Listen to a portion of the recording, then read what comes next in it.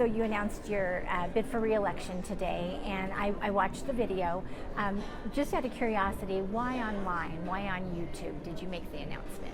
We wanted to let the news get out there, and then on Saturday we'll have an in-person event. But I am a working mayor, and it was better for us with a midweek announcement to do it virtually at first and let people know that we'll be gathering on Saturday, and then hopefully more people will be able to join us on Saturday for an in-person launch. Perfect. And you mentioned in the video that we're going to keep moving this city forward, and we're going to do it together. This past week, I've seen the videos, and you've been very out there on flooding and fixing potholes and the pothole, posse and all of that. I wanted to ask you, your platform, investing in more affordable housing, housing for unsheltered residents, air quality, saving the Great Salt Lake, promoting equity and defending equality. For your critics about housing the unsheltered, and there are some, including your opponent, who has, in his statement, accused you of not having a coherent plan to provide adequate human shelter alternatives for homeless people, even after she left hundreds of people out in the freezing cold all winter without alternatives. That's what Rocky Anderson's statement says. What is your response to that? So responsibility is the key part here. And Salt Lake City has never been and should never be exclusively responsible for the state's homelessness crisis.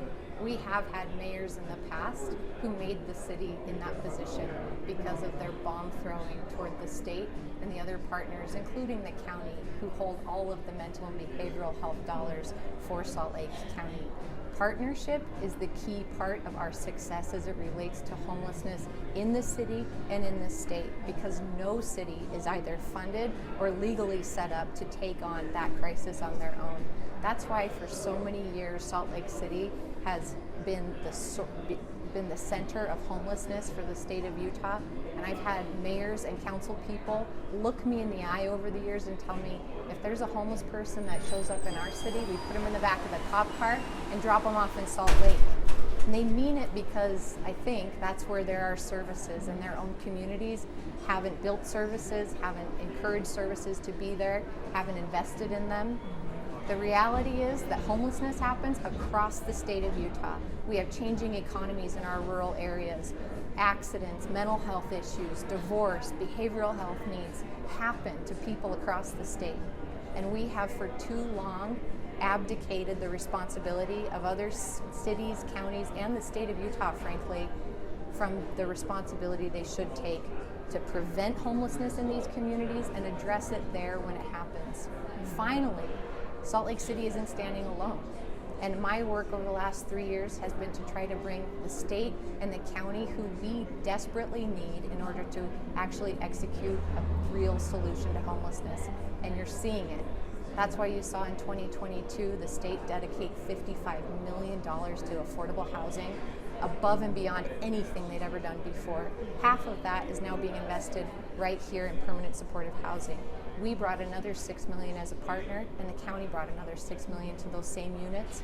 And beginning next week, those 430 total units, some of which are for the medically vulnerable population, the others will be permanent supportive housing, those begin opening.